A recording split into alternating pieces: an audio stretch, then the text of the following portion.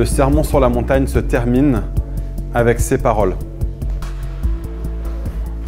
C'est pourquoi toute personne qui entend ces paroles que je dis et les met en pratique, je la comparerai à un homme prudent qui a construit sa maison sur le rocher. La pluie est tombée, les torrents sont venus, les vents ont soufflé et se sont déchaînés contre cette maison. Elle ne s'est pas écroulée parce qu'elle était fondée sur le rocher. Ce qu'on va dire ce matin, le texte qu'on va regarder, qu'on va étudier, qu'on va méditer, qu'on va appliquer à nos vies, fait partie de cette prédication, fait partie de ces paroles dont Jésus nous fait la promesse à la fin, que si on les met en pratique, nos vies ressembleront à celles d'un homme ou d'une femme qui a bâti sur un rocher. Sur un rocher, j'avais à cœur de dire aussi, avant cette prédication, alors qu'on chantait ce chant, on a pris un temps de prière avant le culte ce matin. Et il y a beaucoup de paroles qui parlaient du fait de construire, même de construire sur des cendres. C'était une des paroles prophétiques qui était venue. C'est comme si ce matin, des personnes dont peut-être la vie peut ressembler à des cendres, Dieu va rebâtir sur des ruines. C'est comme s'il y a certaines parties de nos vies qui ressemblent à la ville de Jéricho dans l'Ancien Testament, où à travers la louange, c'est comme s'il y a des murailles, des forteresses qui sont là, qui sont en train de tomber. Et ma prière, c'est que c'est ce qui est en train de se passer ce matin, et je suis assez convaincu que c'est le cas. Mais que ce n'est pas seulement des ruines qui sont laissées. Il y a un premier temple qui a été bâti et qui a été détruit. Et la Bible nous dit que la gloire du second temple sera plus grand que la gloire du premier temple. Et je pense c'est bien sûr évidemment une promesse par rapport à la nouvelle alliance, par rapport à l'ancienne alliance. Mais par analogie aussi, on peut voir que dans nos vies, Dieu fait les choses de ces manières-là. Peut-être que votre vie aujourd'hui ressemble à un tas de cendres. Peut-être que votre vie aujourd'hui ressemble à votre vie spirituelle, peut-être par exemple. Peut-être que ça peut être votre famille, peut-être que ça peut être des situations que vous avez traversées. On peut penser au monde dans lequel on vit qui ressemble de bien des manières à un tas de cendres si on suit un tout petit peu de l'actualité géopolitique. Mais nous avons un Dieu qui est rebâti à neuf sur des cendres. Et donc en ayant dit tout ça, j'aimerais que ma prédication ce matin, ce soit comme si j'étais en train de souffler sur un feu. J'avais à cœur ça en préparant cette prédication, parce que depuis quelques semaines, j'ai eu plusieurs personnes de l'Église qui viennent me voir et qui me disent « mais on sent vraiment une différence à Fireplace depuis ces derniers temps ». Quelqu'un m'a dit « c'est comme si on a l'impression que l'Église vit à la hauteur de son nom ». On a un nom un petit peu bizarre en tant qu'Église, mais Fireplace, la place du feu, le lieu où la présence de Dieu est connue, appréciée, un contexte dans lequel nos vies sont embrasées. Pour certains, c'est comme si vous voyez votre vie spirituelle en ce moment reprendre feu et j'aimerais juste souffler dessus un petit peu ce matin. Mais il y a aussi des personnes pour qui vous avez l'impression que votre vie spirituelle ressemble à une bougie dont la flamme est toute petite, très fragile, sur le point de s'éteindre. Et j'aimerais qu'on puisse entendre ces paroles aussi de la part de Jésus ce matin comme étant un soin très très doux qui est pris un petit peu comme quand on se promène avec une bougie et qu'on sait qu'il y a du vent dehors, on met la main dessus pour la protéger. Et j'aimerais que les paroles ce matin soient à la fois comme une sorte d'ouragan et de bourrasque qui viennent souffler sur les flammes d'un feu qui est déjà là et qui viennent aussi apporter un petit peu de bois sec, un petit peu de douceur et de consolation à ceux dont la vie spirituelle est ballottée.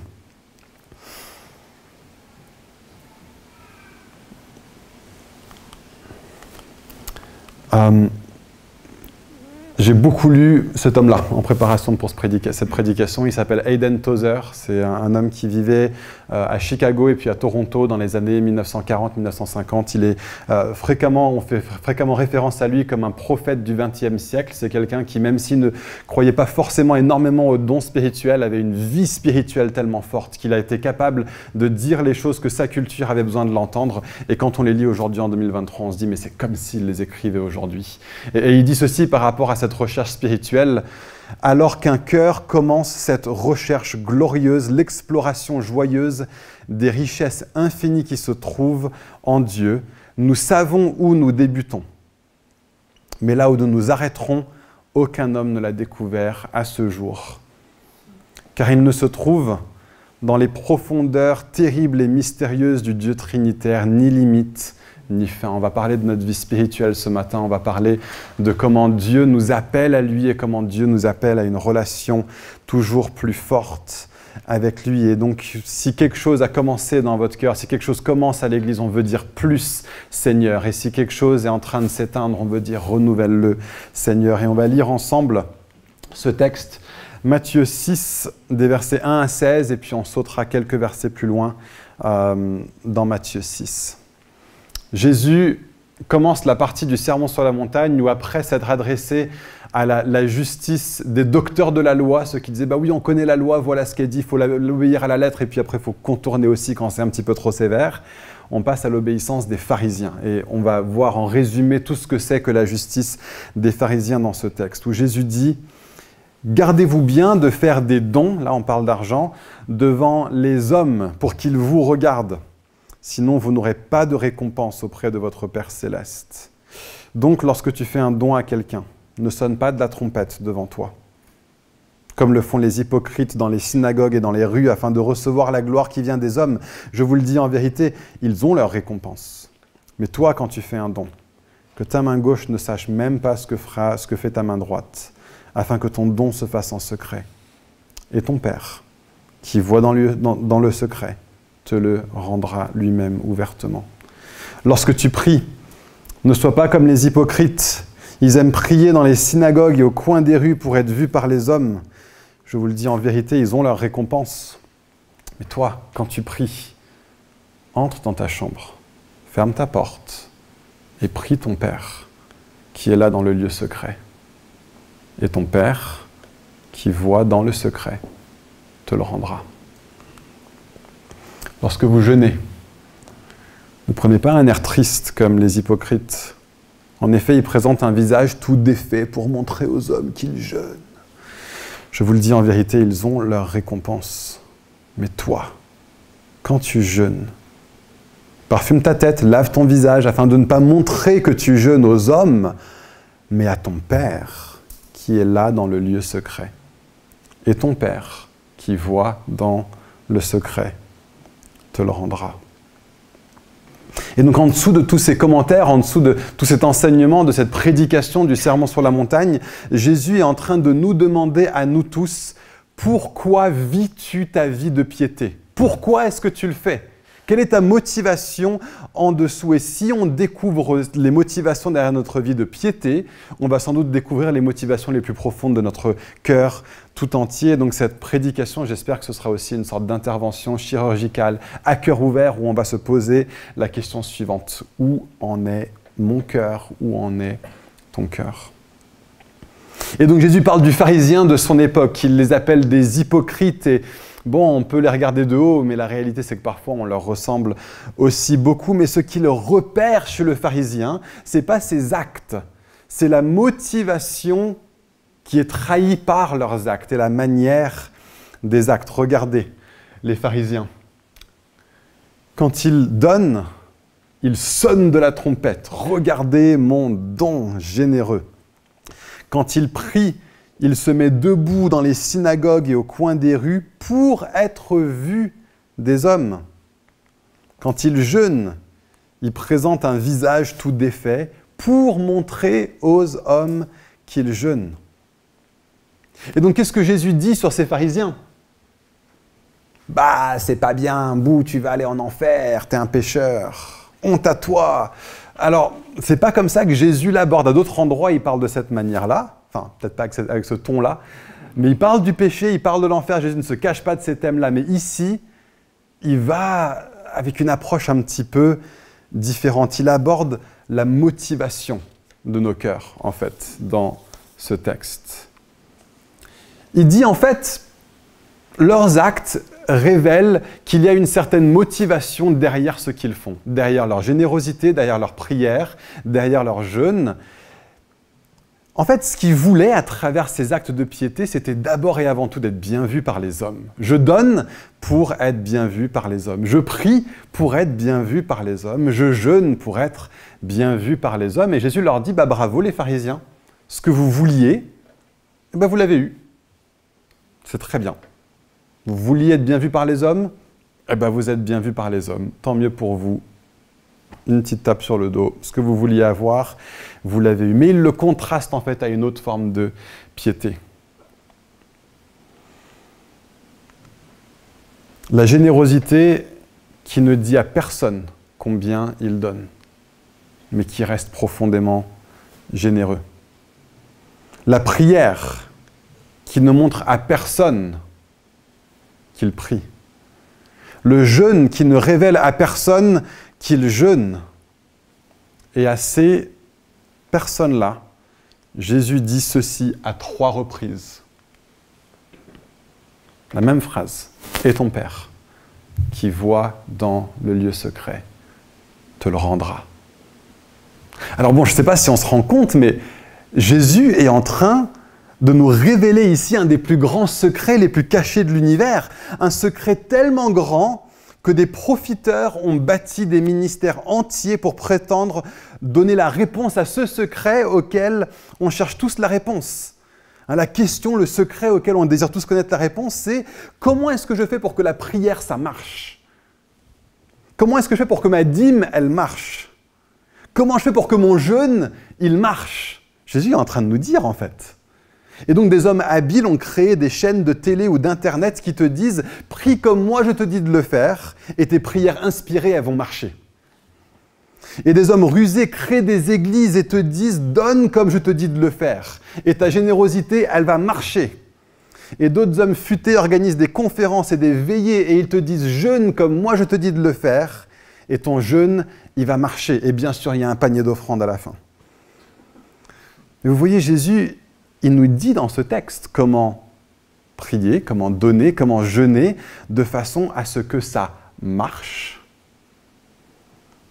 Mais en fait, là où Jésus, lui, est particulièrement habile dans le Sermon sur la montagne, c'est que, en enseignant sur la piété mal orientée du cœur tortueux des pharisiens, il est en train de braquer le projecteur sur nos cœurs à nous. Qu'est-ce que nous recherchons dans la prière? Autrement dit, où en est ton cœur? Parce que ce que les pharisiens désiraient à travers la prière, ils l'ont eu.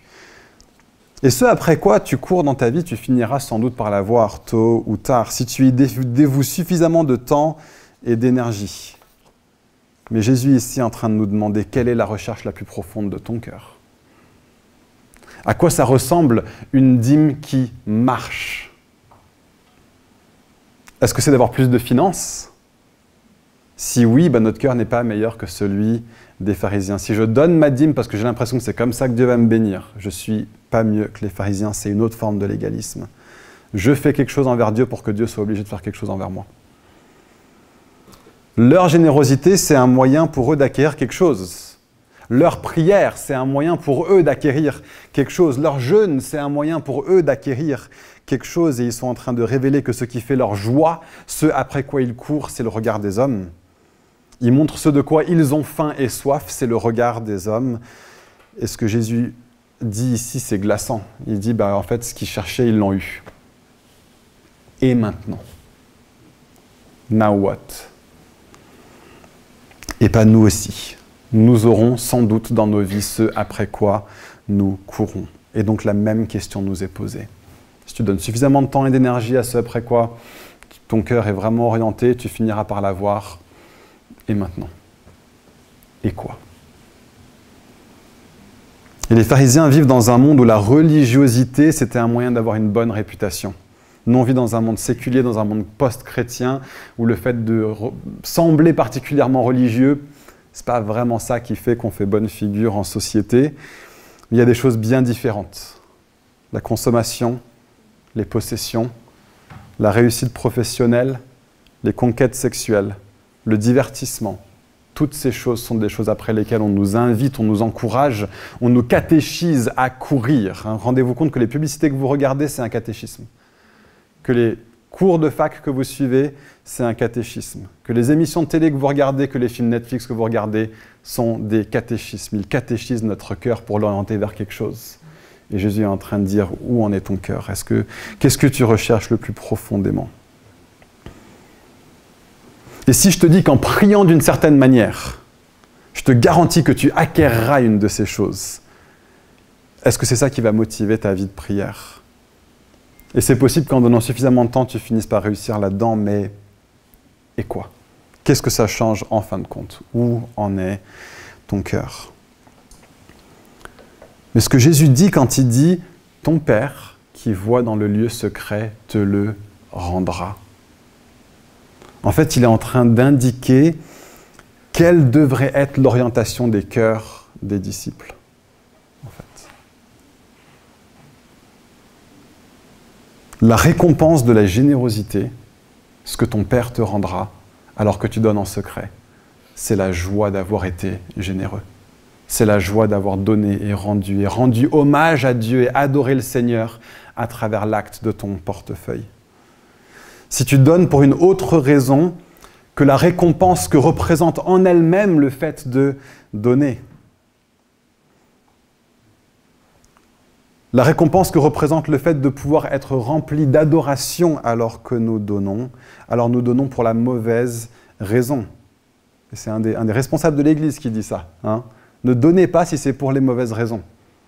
Ne donnez pas à Fireplace si c'est pour chercher à acquérir quelque chose d'autre que l'adoration rendue à Dieu à travers l'acte de mon portefeuille. Et alors qu'on donne pour la mauvaise raison, on se prive en fait de la vraie joie, de la meilleure joie, de la joie la plus ultime qui est celle de connaître une communion de louange et d'adoration avec Dieu lui-même. Je donne dans le secret parce que j'aime mon Père. Et je retire de la joie de dire à mon Père, je t'aime. Même avec mes finances, je t'aime. Et si tu jeûnes pour une autre raison que la simple récompense que représente le fait de pouvoir être rempli d'adoration à travers le fait que je me prive même de la nourriture pour pouvoir prendre plus de temps avec mon Père qui est dans les cieux, lui dire tu es plus important même que la nourriture. Alors on jeûne pour la mauvaise raison. Et surtout, on se prive de la vraie joie, la meilleure joie, la joie ultime qui est celle de connaître la communion de louange et d'adoration avec le Dieu pour lequel nous jeûnons. Sans le dire à personne d'autre, je jeûne aujourd'hui.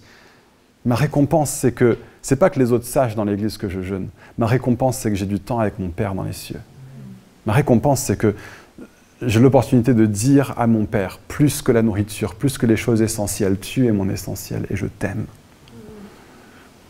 Et si tu pries pour une autre raison que la récompense que représente le fait de pouvoir être rempli d'adoration et d'admiration, de parler en cœur à cœur, en tête à tête avec mon Père qui est dans les cieux, alors on prie pour la mauvaise raison et surtout on se prive de la vraie joie, la meilleure joie, la joie ultime, celle de connaître la communion de louange et d'adoration avec Dieu. C'est parce que nous aimons Dieu que nous prions Dieu.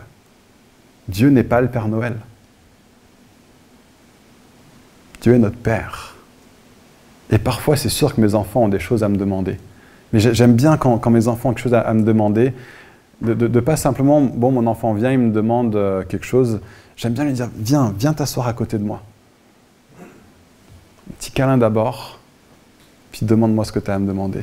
Et peut-être que, alors qu'il me demande ce qu'il me demande, si c'est fait dans cette communion de relations, je ne vais pas seulement lui dire, bah allez, je vais te le donner. C'est vas-y, viens, on y va ensemble et on le fait ensemble. Hein, on passe d'une relation transactionnelle à une relation de communion et d'adoration. Et c'est profondément important qu'on se rende compte de ce que Jésus est en train de dire dans ce texte. La récompense de la prière privée n'est pas un bienfait secondaire, qui soit matériel ou émotionnel ou relationnel ou quel qu'il soit, que l'on pourrait acquérir à travers nos prières. Et je ne suis pas en train de dire que Dieu ne répond pas à nos prières et à nos demandes pour des bienfaits matériels, émotionnels, relationnels, etc. Bien sûr que Dieu le fait. On a un Père qui est bon et qui aime donner à ses enfants. Mais l'objectif premier de la prière et la récompense de la prière privée, c'est la joie de la prière privée. La prière privée est sa récompense en elle-même, parce que c'est dans la prière privée, je suis avec mon Père. Ça, c'est ma récompense. Voilà ce que j'en retire. Et donc, mon Père qui me voit dans le secret me le rendra. Et en disant ça, Jésus est en train de nous introduire à une relation avec Dieu qui est enfin authentique. On rentre dans une relation où on aime Dieu pour Dieu. Sa présence devient l'objet de notre faim et ça devient ce qui rassasie aussi notre faim. La communion avec lui devient notre soif et ça devient aussi ce qui rassasie, ce qui étanche notre soif. C'est tout simplement ça ma prédication ce matin. Je n'ai pas grand-chose d'autre à dire, mais comprenons que la joie de la prière, la récompense de la prière privée est la joie trouvée dans la prière privée. Alors que je me réjouis en Dieu, que je fais de lui mes délices, je reçois ce que lui seul peut me donner. Et ce que je trouverai nulle part ailleurs. Que Dieu soit notre plus grand bien. Autrement dit, sommes-nous émerveillés? Est-ce que je suis émerveillé? Es-tu émerveillé, captivé par Dieu? Ou est-ce que les choses de ce monde ont un monopole trop grand sur nos pensées, sur nos affects, ce après quoi nous courons, ce à quoi nous nous donnons, ce qui va nourrir notre joie, notre sentiment de sécurité, notre sentiment d'épanouissement? Es-tu par-dessus tout, considère ton cœur, où en est ton cœur? Es-tu par-dessus tout un adorateur? Ou est-ce que plus que cela, es-tu un consommateur, ou un carriériste, ou un narcisse? Es-tu un homme ou une femme de Dieu, ou es-tu un homme ou une femme d'affaires? Es-tu un homme ou une femme de Dieu, ou un homme ou une femme de famille? Es-tu un homme ou une femme de Dieu, ou un homme ou une femme de bon délire et de bon temps passé? C'est pas pour dire que la carrière, la famille et les bons délires sont mauvais. Absolument pas. Dieu nous les donne comme des choses qui font partie de cette bonne vie, mais sommes-nous d'abord et avant tout définis par le fait que c'est pas que pour les pasteurs et les bishops et je sais pas quoi d'être des hommes et des femmes de Dieu. Nous sommes tous appelés à être des hommes de Dieu, des femmes de Dieu, des hommes et des femmes qui, comme Abraham, marchent avec le Seigneur. Es-tu d'abord et avant tout un bon vivant ou es-tu d'abord et avant tout un assoiffé de Dieu? Qu'est-ce qui préoccupe nos pensées? Quelles sont les choses qui nous conduisent à la prière? Est-ce que c'est les besoins de notre vie et parfois c'est des bonnes raisons d'aller vers la prière? Mais est-ce que c'est dans un contexte où la chose qui me conduit le plus rapidement à la prière, c'est l'opportunité de prendre du temps avec mon Père qui est dans les cieux. Et mon Père qui est là dans le lieu secret me rencontrera alors que je prends du temps avec lui. Et ce sera ça ma récompense. Et comprenez que je me prêche à moi-même autant qu'au reste de l'Église. Je suis profondément concerné par ces choses, profondément trop distrait, profondément trop obnubilé par d'autres choses, d'autres aspects, d'autres recherches, d'autres poursuites, d'autres fins, d'autres soifs. Mais je veux devenir un adorateur. Je veux devenir un assoiffé de Dieu. Je veux devenir un affamé de Dieu. Je veux que le lieu secret soit l'endroit où on me trouve de la façon la plus naturelle. Et donc, est-ce qu'on peut dire ce que David dit dans le psaume 5 ? Prête l'oreille à mes paroles éternelles. Écoute mes gémissements. Est-ce que c'est vrai de nous? Est-ce que nous avons des paroles et des gémissements que nous adressons à Dieu? Sois attentif à mes cris, mon roi et mon Dieu. Est-ce que nous disons ça à Dieu? Est-ce que nous avons des cris que nous lançons à notre Dieu? C'est à toi que j'adresse ma prière. Éternel, le matin, tu entends ma voix. Est-ce que c'est vrai de nous, ça? Est-ce que Dieu entend notre voix le matin? Le matin, je me tourne vers toi et j'attends. Est-ce que nous attendons la parole de Dieu le matin?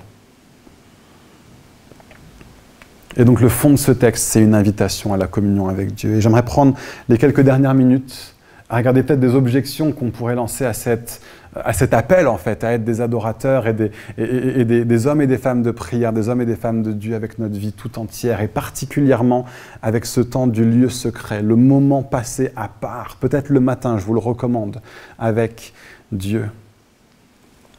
Certains vont me dire, mais moi, ma vie de prière, c'est tout le temps. Je n'ai pas un temps passé à part. C'est tout le temps. Je prie avec Dieu en permanence.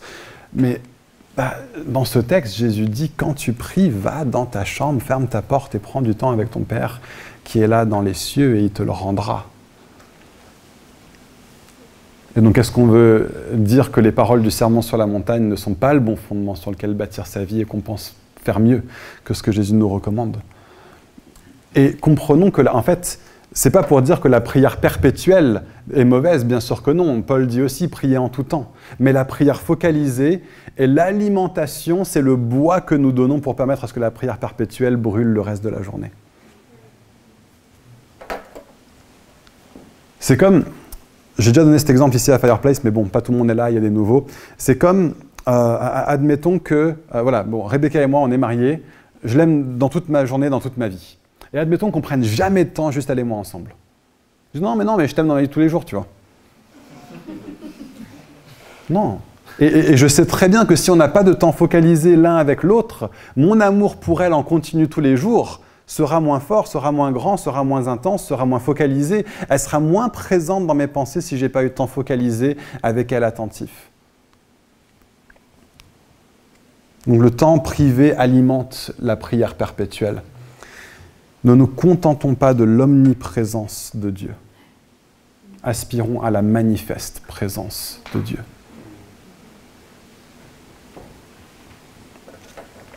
Une deuxième objection, et je veux vraiment l'entendre, et je sais que c'est le cas de certaines personnes.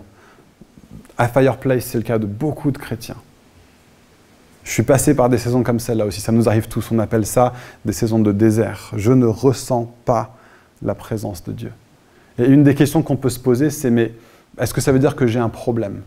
Et laissez-moi vraiment, à travers cet enseignement de Jésus, être comme aussi prendre soin de cette bougie, de cette petite flamme qui est là. Dieu cherche ton cœur avant tout, pas tes émotions avant tout. Peut-être que parfois, au niveau de tes émotions, tu ne le ressens pas. Mais Dieu est en train de te dire, par contre, est-ce que tu veux le vouloir ? Je peux me servir de ça. Peut-être que tu ne veux pas passer du temps avec moi parce que tu ne le ressens pas. Mais est-ce qu'au plus profond de toi, tu veux le vouloir ? Dieu dit, au moins là, je vais te trouver. Au moins là, je vais venir te chercher. Et on peut travailler depuis cette base-là et on va avancer. Et on va grandir. Et c'est comme ce désert, c'est des moments dans lesquels on ne sait même pas à quoi ressemble la minute qui va suivre dans notre relation avec Dieu. Mais comprenez que Dieu est avec vous et à côté de vous dans votre désert.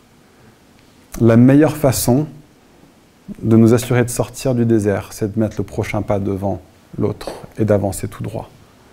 Je ne sais pas combien de temps va durer le désert. Je n'ai pas la vision. Il y a une dune devant moi. Il y a 3 dunes devant moi. J'en sais rien. Je suis en haut d'une dune. Je ne continue quand même pas de voir la fin du désert. Mais tu peux t'assurer qu'en mettant un pas de plus devant toi, Dieu à tes côtés, tu finiras par sortir de ce désert. Bernard de Clairvaux a dit ceci. Le seul, pour ceux qui se posent la question, mais est-ce que c'est grave, est-ce que Dieu m'a abandonné ? Le seul cœur endurci est celui qui ne sait pas qu'il est endurci. Si tu te poses la question, qu'est-ce qui m'arrive ? Est-ce que Dieu m'a abandonné ? Est-ce que je suis loin de Dieu ? Le fait même que tu te poses cette question, c'est que Dieu est avec toi. Tu ne te poserais pas cette question si Dieu n'était pas avec toi. Lorsque nous avons le souci de notre froideur, c'est parce que c'est Dieu qui a placé ce souci en nous. Sois encouragé par ça. Dieu est à l'œuvre dans ta vie, même quand tu ne le vois pas et que tu ne le sais pas. Une autre objection, c'est « Mais Nathan, avec cet enseignement sur la prière privée, la contemplation de Dieu, l'adoration, tu vas faire de nous des ermites, tu vas faire de nous des moines. Moi, je suis un homme d'action, une femme d'action, un homme de mission, une femme de mission. » Tozer.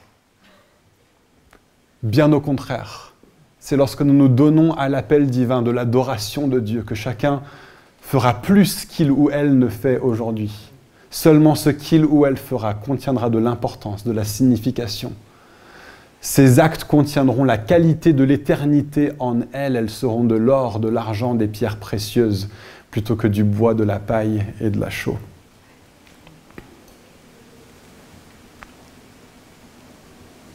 Une autre objection qu'on entend particulièrement dans notre âge postmoderne, avec la mentalité de ce siècle qui nous affecte et qui nous infecte, qui dit « Mais moi, je sais que j'en ai pas le goût.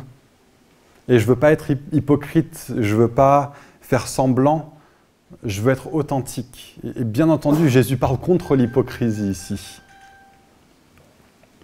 Mais je pense qu'on se fait une mauvaise idée de ce que c'est que l'authenticité réelle. Je l'ai déjà cité dans une de mes prédications préalables dans le Sermon sur la montagne, mais cette citation me semble tellement importante. Il est plus efficace et plus facile de changer notre façon de penser en changeant notre façon d'agir que de changer notre façon d'agir en changeant notre façon de penser. Parfois, on se dit, il faut que ça change déjà dans ma tête pour que mes actes s'alignent. Non, non, non. Parfois, ça demande que je décide de mettre un pas devant l'autre. Il y a une une dame qui s'appelle Jo Johnson, qui a été interviewée sur un podcast qui s'appelle Life and Leadership, qui est organisé et hébergé par notre famille d'église Newground. Mais nos sentiments sont changeants. Nos sentiments changent d'un jour à l'autre. Comment rester authentique à ça? Et elle dit, soyez plutôt authentique à tes valeurs. Est-ce que ce que j'ai dans le plus profond de mon cœur, c'est de vouloir connecter avec Dieu? Et bien que j'en sente l'envie ou que j'en sente pas l'envie, je vais être authentique à ça. Authentique à mes valeurs. Ça ne change pas. Ça, c'est solide. Ça, c'est ancré. Sois authentique à tes valeurs. Parce que parfois, quand on est authentique à nos sentiments, on finit par avoir une vie où quand on la regarde, on se dit, en vrai, ce n'est pas le genre de vie que je veux avoir. Soyons authentiques à nos valeurs plutôt qu'authentiques à nos sentiments et à nos émotions du moment, de la journée. Ça peut, et je sais que ça va avoir le cas même pour des choses comme le fait de participer au culte à l'église, le fait de participer à la réunion de prière. Ce n'est pas seulement les temps privés avec Dieu, c'est toute notre vie spirituelle. Parce que la réalité, c'est que nous avons en nous comme deux lions qui se font la guerre l'un contre l'autre. Le lion qui aspire à plus de Dieu. Et le lion dans notre cœur qui nous dit « tu veux moins de Dieu ». Et la question est la suivante, lequel de ces lions va gagner? La réponse est toute simple. Lequel de ces lions va recevoir le plus de nourriture de ta part? Qui nourrissons-nous, en fait? Et ça, c'est par nos actes et par nos décisions. Celui qui l'emportera, c'est celui que nous nourrissons. Est-ce que tu nourris par tes actes, par tes décisions, ta relation avec Dieu? Et John Wesley a envoyé une lettre une fois à un jeune homme qui se voulait un prédicateur et il s'est rendu compte que sa prédication manquait de profondeur, manquait de substance. Et il lui a écrit une lettre par rapport à l'importance de la lecture, mais ce qu'il dit sur la lecture, on peut l'appliquer aussi à la prière. Il mentionne aussi la prière. La lettre concerne pas particulièrement la lecture, pas que de la Bible, mais la lecture plus généralement, lire des choses profondes, lire des choses qui nourrissent l'âme. Mais il dit ceci, c'est un petit peu violent, hein, mais accrochez-vous, c'est John Wesley. Il dit simplement à cet homme, par rapport à la lecture, il dit « oui, mais j'en ai pas envie ». Il lui dit « commence donc, commence. Mets du temps à part chaque jour pour les exercices privés. Tu en acquerras peut-être le goût qui t'en manque. Ce qui te semble fastidieux au départ te paraîtra plaisant par la suite. Que tu le veuilles ou non, lis et prie quotidiennement. Il en va de ta vie. Il n'y a pas d'autre voie. Sans cela, tu seras un oisif et un prédicateur bien superficiel toute ta vie durant. Rends justice à ta propre âme. Donne-lui du temps et des moyens de grandir. Ne le prive plus de cette nourriture essentielle. Prends ta croix et sois un chrétien tout entier. J'aimerais tellement avoir plus de temps pour répondre au comment. Il y a beaucoup de gens qui disent « mais à quoi ressemble une vie spirituelle ?» Mais la seule réponse que je peux donner très rapidement est ceci, c'est différent pour chaque personne. C'est peut-être même différent dans chaque saison. Parfois, c'est juste du silence. Parfois, c'est juste 5 minutes. Tu te dis, j'en ai pas le cœur, j'en ai pas l'envie. Pour d'autres, ça va être une demi-heure, ça va être 1 heure. Hein, c'est de se dire, je veux m'étirer au-delà de là où j'en suis aujourd'hui. Pour certains, ça va demander de mettre son réveil plus tôt. Pour d'autres personnes, ça va demander de se coucher un peu plus tard. Pour certaines personnes, ça va demander d'être plus focalisé. Certaines personnes, ça va demander de mettre de côté certaines choses qui prennent trop de notre temps, les réseaux sociaux, etc. Et si vous ne savez pas comment prier, je ne pourrais pas de toute façon l'aborder en une seule prédication, mais venez me demander, allez en parler à David. Prenons rendez-vous pour pouvoir en parler, parce que c'est comme un père avec ses enfants. Je n'ai pas un seul mode de relation avec tous mes enfants. J'ai des modes de relation différents avec chacun de mes 3 enfants, et notre Père dans les cieux est comme ça avec nous aussi. Mais donnez-vous le mal de dire « je veux avancer dans ma vie de prière ». Parlez-en avec votre responsable de Braise, quelqu'un que vous connaissez dans l'église, dans votre famille, qui est quelqu'un de qui vous admirez la relation avec Dieu. Demandez-leur. Priez peut-être parfois avec quelqu'un. C'est une bonne manière de faire ça. Et on vit dans un monde moderne où certains d'entre nous passons plus de temps à décider qu'est-ce que je vais porter le matin qu'à prier mon Père dans les cieux. C'est tellement triste. On vit dans un monde moderne où on passe parfois plus d'attention à planifier nos vacances. Et je le sais, je suis sur le point de partir en vacances avec d'autres personnes. On a pris plein de temps à le planifier, c'est génial. Mais est-ce qu'on passe plus de temps à faire ça qu'à honorer la présence de Dieu, à nous délecter des mets succulents de sa personne, de son amour et de sa gloire? Et Jésus ne dit pas « si tu pries ». ou si tu jeûnes, ou si tu donnes. Hein, il dit quand tu pries, quand tu jeûnes, quand tu donnes. Donc soyons, comme le dit John Wesley, des chrétiens tout entiers, avec notre vie tout entière. Et donc un tout petit peu de comment faire. Le meilleur conseil, commence et mets un pas à la fois. Ça peut être un tout petit pas, mais fais un pas de plus que là où tu en es aujourd'hui. Dans un instant, on va prendre un temps où on va prier les uns pour les autres. Je vais inviter ceux qui veulent grandir dans leur relation avec Dieu, dans leur vie de prière, de dire à partir d'aujourd'hui, j'aimerais que ça change. Et je vais demander à ces personnes-là d'être bien courageuses et de se lever. Et comprenez que moi, je suis déjà debout. Ça veut dire que moi, j'ai besoin de prière, d'accord ? Vous ne serez pas les seuls à être debout, il y aura au moins moi. Moi, j'ai besoin de recevoir la prière pour ce sujet. Mais commence, fais un petit pas à la fois. Peut-être prie que Dieu t'aide à prendre le prochain petit pas. Et que ce soit aussi quelque chose de réaliste. Je sais que moi, je suis quelqu'un de très idéaliste. Je me fais des plans sur la comète. Ma vie spirituelle, ça ressemblera à ça. Et j'essaye de faire ça. Et j'arrive là, et je suis là genre, je suis déjà essoufflé. C'était une bonne idée, ça m'a inspiré le temps d'une. Rebecca rigole, elle me connaît très bien. Et on a ce même défi, pour être honnête, par rapport à la vie spirituelle en famille. Et on a dû se décider récemment, alors qu'on aimerait vraiment pouvoir prendre du temps avec Dieu et nos enfants chaque jour. Nous, on s'est dit, ok, on n'arrive pas à le faire, on est mauvais là-dedans, on va le faire au moins une fois par semaine. On va le faire au moins une fois par semaine. Et honnêtement, je suis un des responsables de l'église. Il y a des églises, il y a de ça 100 ans, où j'aurais été mis en discipline d'église pour le fait que je ne conduis pas un temps de prière avec ma famille tous les jours.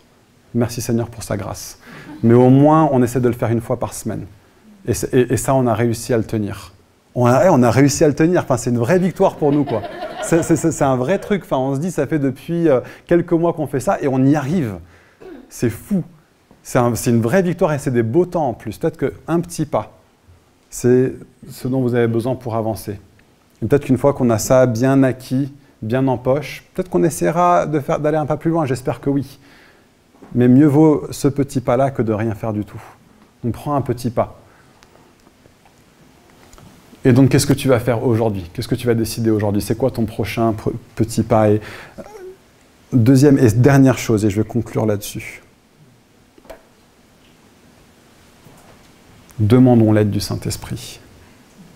Demandons l'aide du Saint-Esprit. C'est lui qui nous aide là-dedans. C'est lui qui nous invite dans la prière. On a un esprit en nous qui est en train de crier « Abba, Papa » à notre place. Nous ne savons pas comment prier. Merci Seigneur pour cette parole dans Romains 8.